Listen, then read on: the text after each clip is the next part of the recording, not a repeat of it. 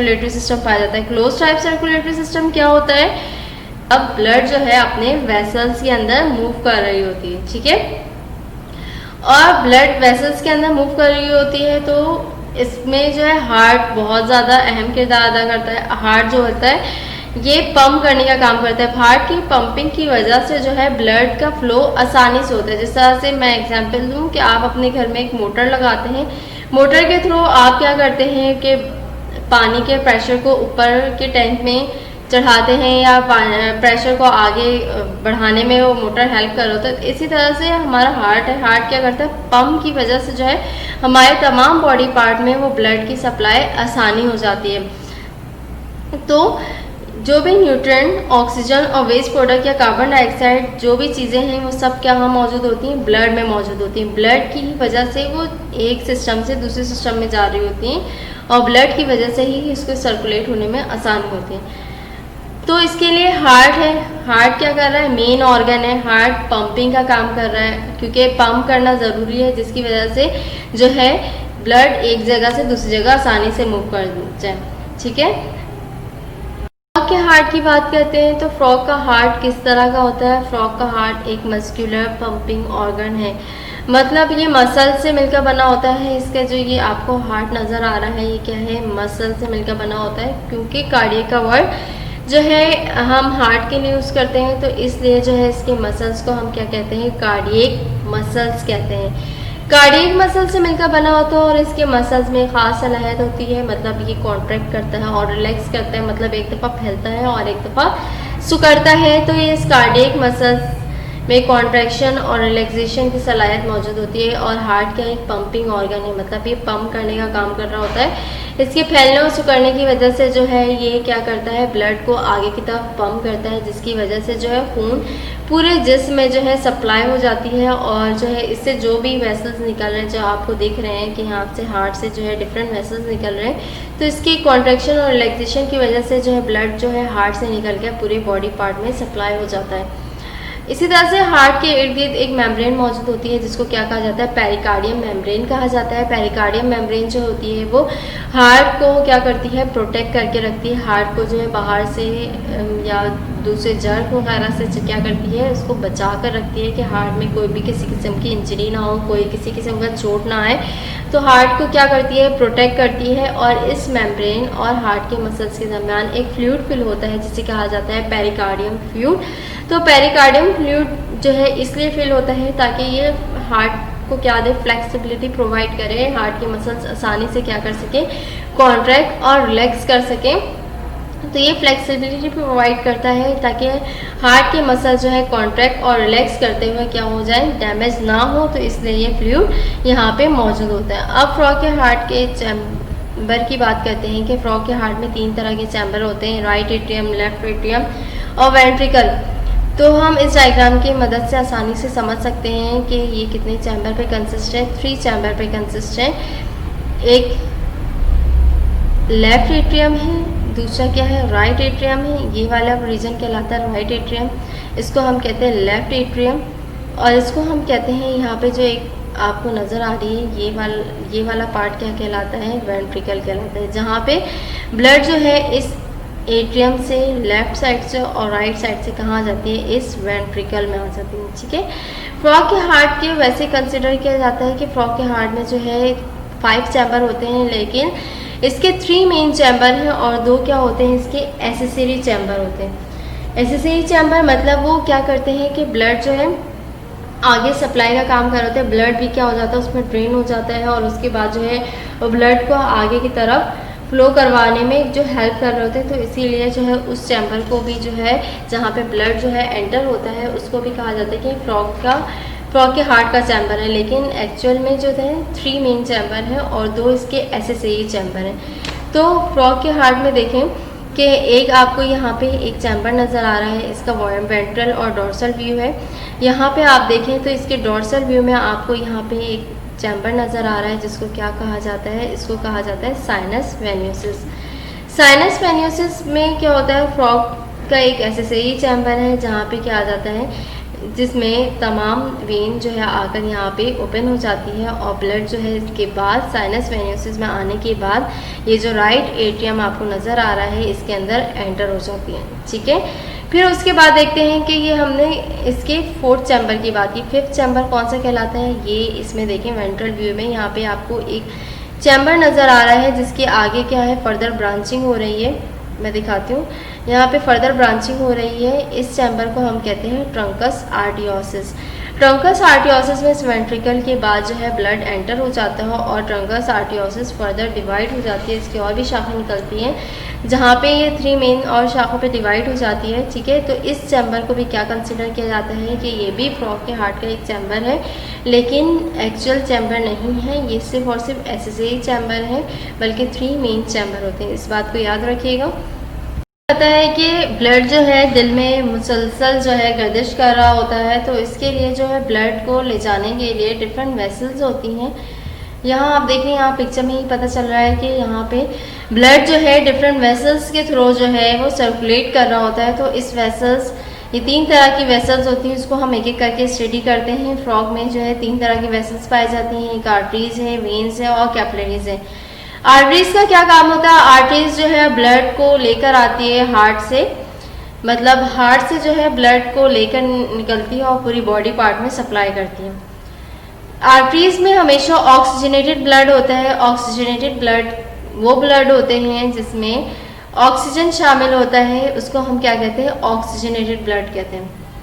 Veins में क्या होता है, वेन्स जो है पूरी बॉडी से जो है ब्लड को लेकर आती है और हार्ट तक पहुंचाती है। इसमें क्या होता है, डीऑक्सीजनेटेड ब्लड होता है।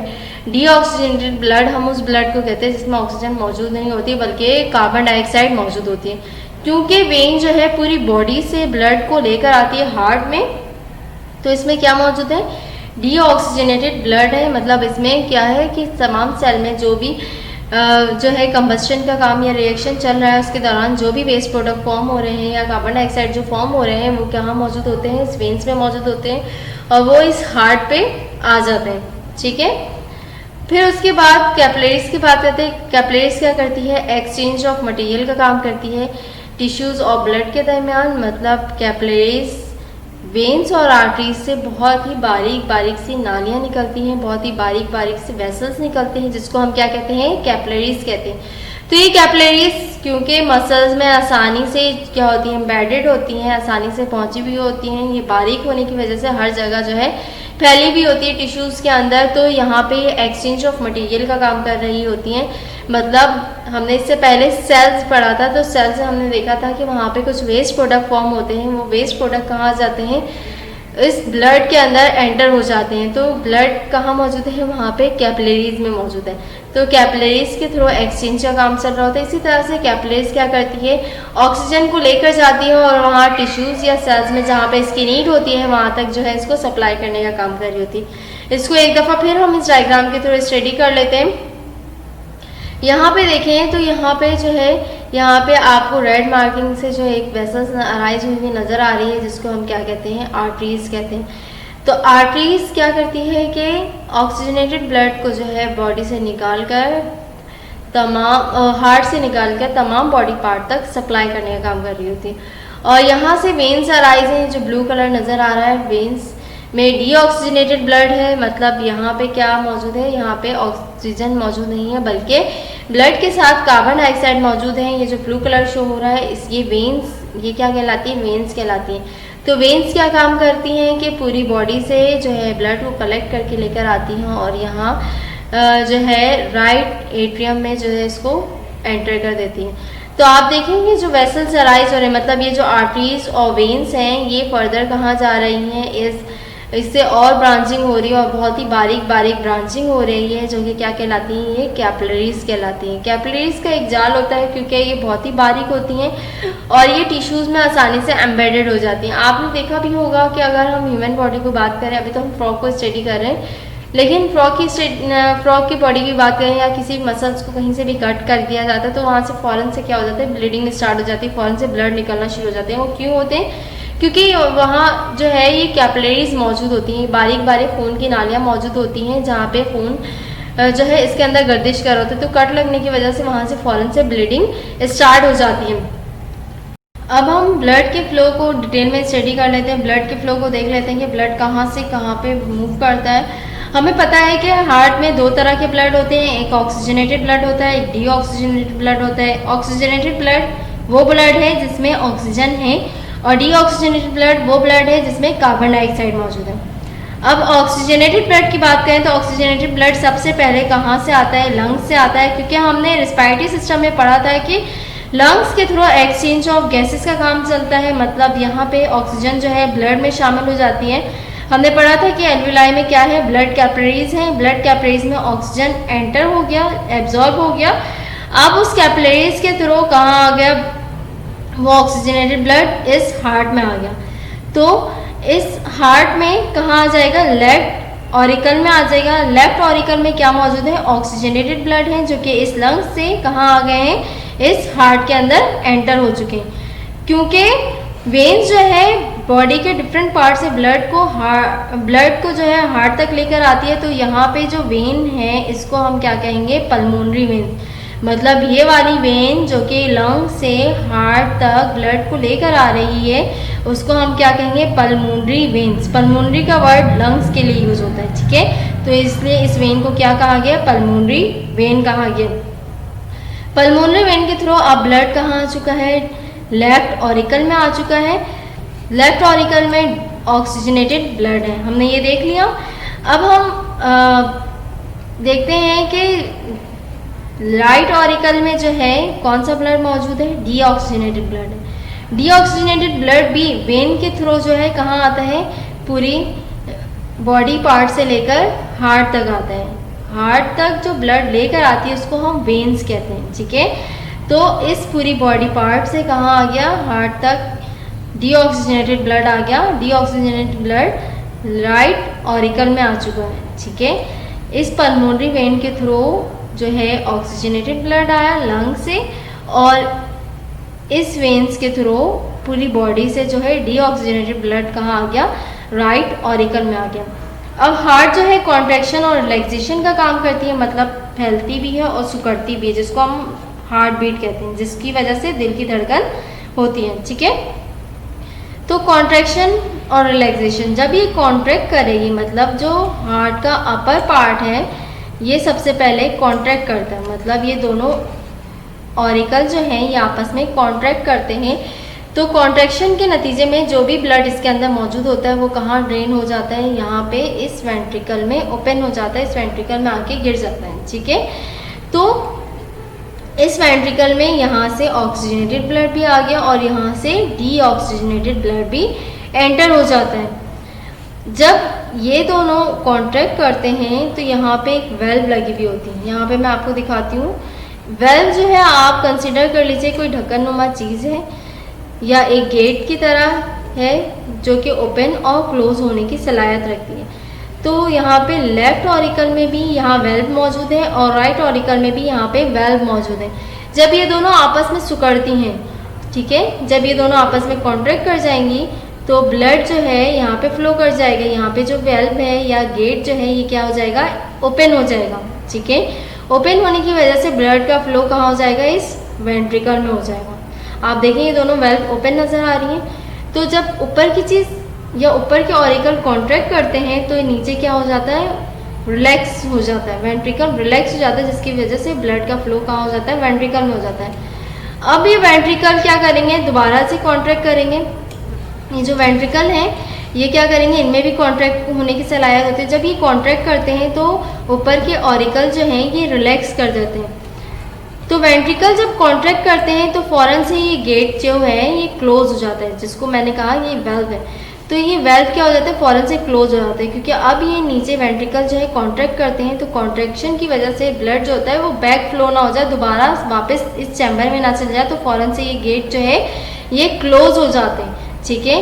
और इस वेंट्रिकल के थ्रू जो है ब्लड जो है आगे सप्लाई हो जाता है। हमने 3 चैम्बर को स्टडी कर लिया, लेफ्ट और राइट ऑरिकल को और वेंट्रिकल को। अब हम ट्रंकस आर्टियोसिस और साइनस वेनोसिस का वर्क देखते हैं कि ट्रंकस आर्टियोसिस और साइनस वेनोसिस क्यों मौजूद होते हैं। तो जब वेंट्रिकल जो है इसमें कॉन्ट्रैक्शन होती है तो फिर क्या होता है, ब्लड इस ट्रंकस आर्टियोसिस में फ्लो कर जाता है, इस ट्रंकस आर्टियोसिस में चला जाता है। ट्रंकस आर्टियोसिस से फर्दर ब्रांचिंग हुई है, आप देखें कि ये फर्दर जो है इसके डिवाइड हुआ है, जिसमें से और भी आर्टरीज अराइज हो रही हैं। तो ये आर्टरीज अराइज होती हैं और बॉडी के डिफरेंट पार्ट में ब्लड को सप्लाई करने का काम कर रही होती हैं। तो इसी तरह से यहाँ पे साइनस वेनियोसिस है। साइनस वेनियोसिस का क्या काम होता है, साइनस वेनियोसिस का ये काम होता है कि बॉडी से जितने भी डीऑक्सीजनेटेड ब्लड आ रहे हैं वो कहाँ आ जाएंगे, इस पहले साइनस वेनियोसिस में आएंगे, ठीक है, साइनस वेनियोसिस में आएंगे और यहाँ आके ओपन हो जाएंगे। यहाँ ओपन होने के बाद जो है ये डीऑक्सीजनेटेड ब्लड को कहाँ भेज देता है, इस राइट ऑरिकल में भेज देता है, जो आपको ब्लू कलर का नजर आ रहा है, इस राइट ऑरिकल में भेज देता है। और राइट ऑरिकल में क्या आ जाता है, डीऑक्सीजनेटेड ब्लड आ जाता है। तो हमने इस दो एसेसरी चैम्बर को भी देख लिया कि इन दोनों एसेसरी चैम्बर का क्या काम होता है, क्योंकि अब इसमें क्या मौजूद है, डीऑक्सीजनेटेड ब्लड मौजूद है, डीऑक्सीजनेटेड ब्लड और इसमें ऑक्सीजनेटेड ब्लड मौजूद है। तो दोबारा से ये प्रोसेस होगा, मतलब ये वेंट्रिकल में आएंगे, वेंट्रिकल से ट्रंकस आर्टियोसिस में जाएंगे और फर्दर ये डिवाइड होते जाएंगे और कहाँ कहाँ ब्लड सप्लाई होंगे ये हम आगे पढ़ेंगे आर्टियल सिस्टम में, ठीक है। क्या आर्टियल सिस्टम को स्टडी करते हैं, क्या आर्टियल सिस्टम क्या होता है। आर्टियल सिस्टम एक ऐसा सिस्टम है जो सिर्फ आर्टरीज से मिलकर बना हो। आर्टरीज क्या होती हैं, आर्टरीज वो होती हैं जो कि खून को हार्ट से लेकर जिस्म के मुख्तलिफ हिस्सों तक पहुंचाती हैं, ठीक है, हार्ट से ब्लड को लेकर जिस्म के मुख्तलिफ हिस्सों तक पहुंचाने का काम करती हैं, वो आर्टरीज होती हैं। हम फ्रॉग के आर्टरियल सिस्टम की बात करते हैं तो फ्रॉग में 3 तरह की आर्टरीज होती हैं, पल्मोक्यूटिनस आर्टरीज, कैरोटिड आर्टरीज और सिस्टमेटिक आर्टरीज। एक एक करके इसको स्टडी करेंगे, लेकिन हम पहले इसको इस डायग्राम की मदद से समझने की कोशिश करते हैं। तो इस डायग्राम की तरफ देखें तो इस डायग्राम में यहाँ पे आपको ट्रंकस आर्टियोसिस का रीजन नज़र आ रहा है, जिसको ट्रंकस आर्टियोसिस कहते हैं, और इसके बाद इसकी फर्दर ब्रांचिंग होती है, इससे और भी ब्रांच निकली हुई है। इसको देखें तो यहाँ पे एक ब्रांच नज़र आ रही है और इसके ऊपर भी एक ब्रांच है और ऊपर भी इसके डिवीज़न का काम हो रहा है, मतलब यहाँ पे भी और ज़्यादा ब्रांचिंग हुई है। यहाँ जो बहुत ज़्यादा ये हॉर्न लाइक मतलब सिंग की तरह जो ब्रांचिंग हुई है इस आर्टरीज़ को हम कहते हैं कैरोटिड आर्टरीज़। ये ट्रंकस आर्टियोसिस से सारी आर्टरीज अराइज हो रही हैं, जो कि क्या कहला रही है, ये वाली आर्टरीज कैरोटिड आर्टरीज कहलाती हैं।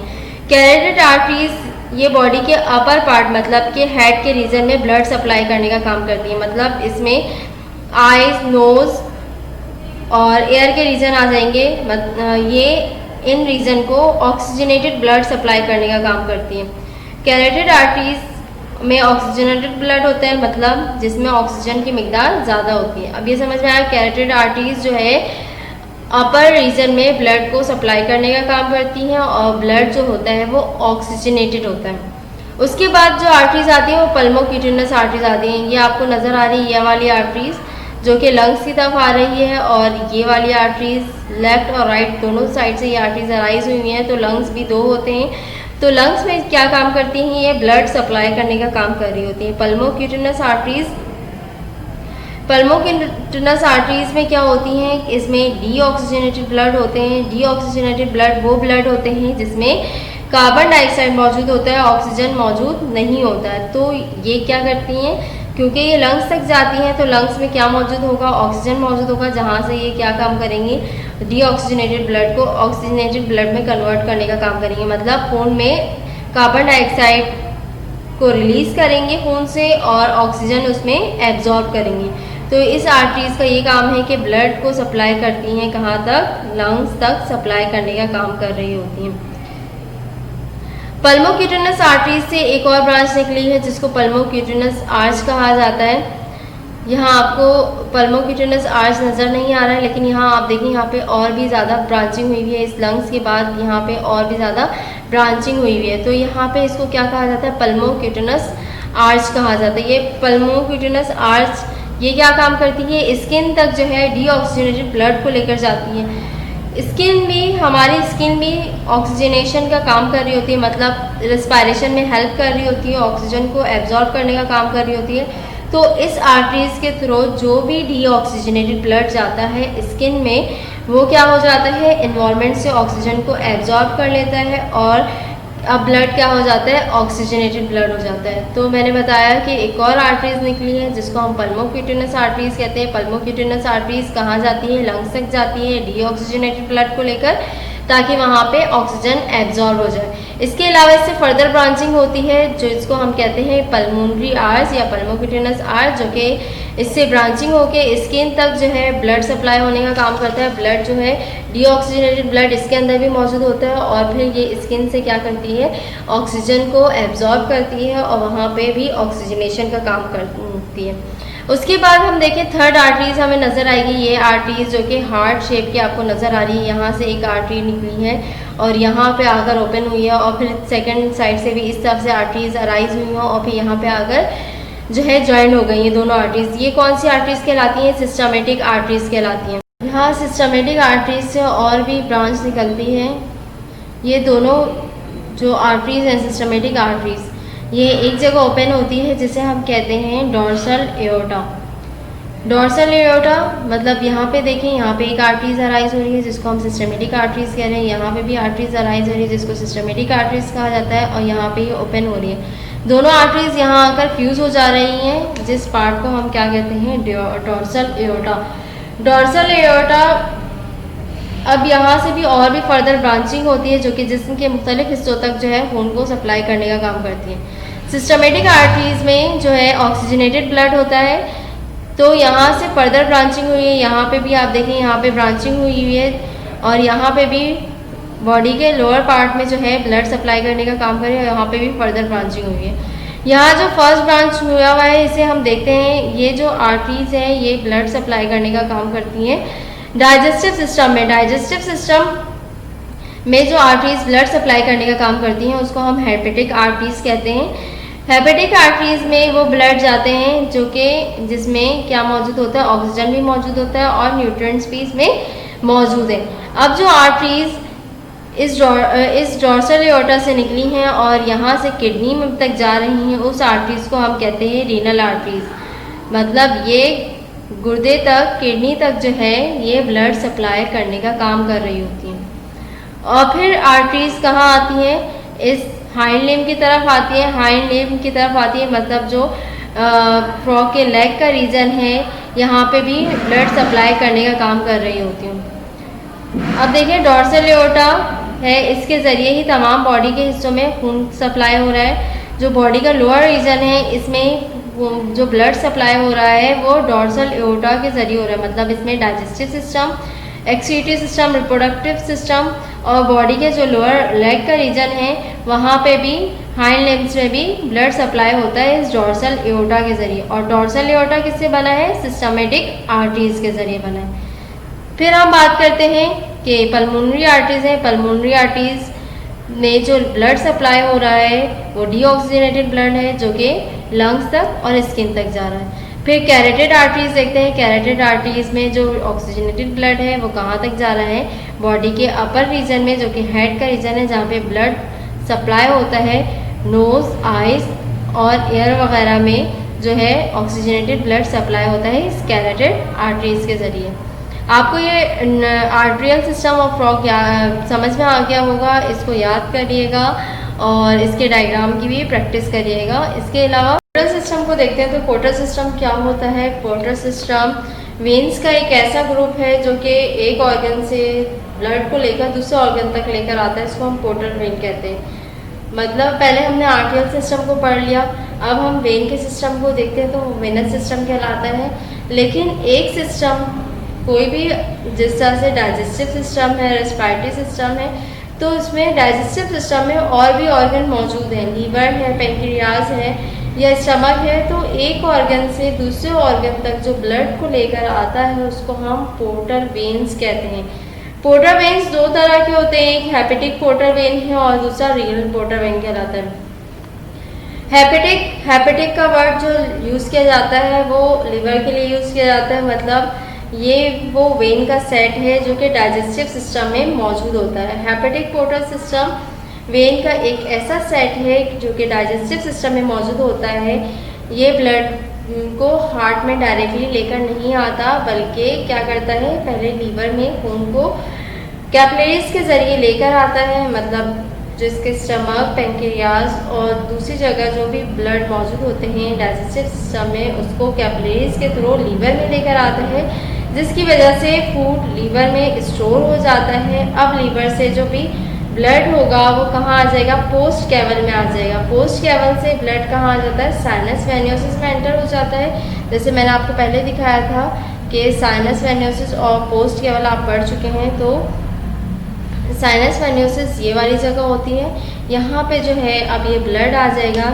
क्योंकि ये ब्लड जो है ऑर्गन से आ रहा है तो ये क्या होगा, डीऑक्सीजनेटेड ब्लड होगा। तो साइनस वेनियोसिस में कौन सा ब्लड होता है, डीऑक्सीजनेटेड ब्लड होता है।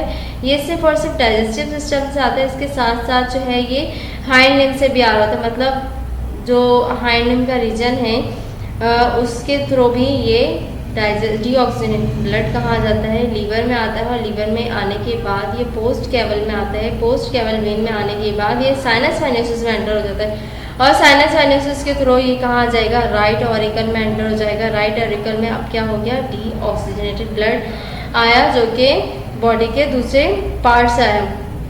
इसी तरह से दूसरा सिस्टम है जिसको हम रीनल पोर्टर सिस्टम कहते हैं। Renal porter system hind limb से डीऑक्सीजनेटेड ब्लड को लेकर किडनी तक आते हैं, मतलब लेग के रीजन से जो है डीऑक्सीजनेटेड ब्लड को लेकर आते हैं। हमने हेपेटिक पोर्टर सिस्टम में ही पढ़ा था कि हाइंड लिम्ब से डीऑक्सीजनेटेड ब्लड आते हैं, और रीनल पोर्टर सिस्टम में भी हाइंड लिम्ब से ही क्या आते हैं, डीऑक्सीजनेटेड ब्लड आते हैं। डीऑक्सीजनेटेड ब्लड जो है, ये डीऑक्सीजनेटेड ब्लड जो है ये दूसरा रूट है हाइंड लिम्ब से डीऑक्सीजनेटेड ब्लड को लेकर आने का, जिसको क्या कहा जाता है, रीनल पोर्टर सिस्टम कहा जाता है। रीनल पोर्टर सिस्टम या रीनल वेन के थ्रू जो होता है वो डीऑक्सीजनेटेड ब्लड हाइंड लिम्ब से कहा जाता है, किडनी में आ जाता है।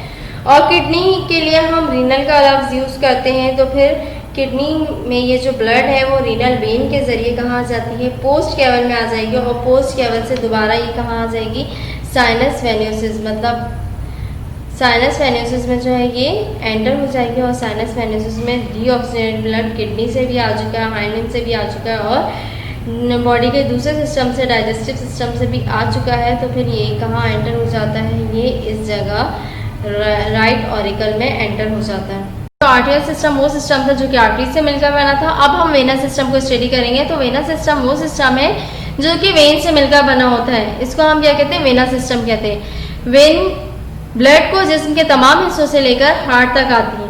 वेनस सिस्टम की कुछ अहम कंपोनेंट्स हैं। इसमें सबसे पहले हम पल्मोनरी वेन्स को स्टडी करेंगे। पल्मोनरी वेन्स, ये वेन्स जो है लंग से ऑक्सीजनेटेड ब्लड को लेकर हार्ट तक आती हैं। हार्ट में ऑक्सीजनेटेड ब्लड कहाँ होता है, लेफ्ट ऑरिकल में होता है। तो ये ऑक्सीजनेटेड ब्लड जो लंग्स से आता है वो कहाँ तक आता है, लेफ्ट ऑरिकल में आता है पल्मोनरी वेन्स के जरिए। इससे पहले हमने पल्मोनरी आर्टरीज को डिस्कस किया था। पल्मोनरी आर्टरीज वो आर्टरीज होती हैं जो कि हार्ट से ब्लड को लेकर लंग्स तक जाती हैं। वो ब्लड डीऑक्सीजनेटेड ब्लड होता है, मतलब हार्ट से डीऑक्सीजनेटेड ब्लड जो है राइट ऑरिकल से कहाँ आ जाता है, लंग्स में आ जाता है। और लंग्स में ऑक्सीजनेशन के बाद जो है वो ऑक्सीजनेटेड ब्लड बन जाता है, और ऑक्सीजनेटेड ब्लड जो है पल्मोनरी वेन्स के थ्रू लेफ्ट ऑरिकल में एंटर हो जाता है। ये एक एक्सेप्शनल केस है, ये आपको समझ में आ गया होगा। अब इसके बाद हम बात करते हैं प्री कैवल की।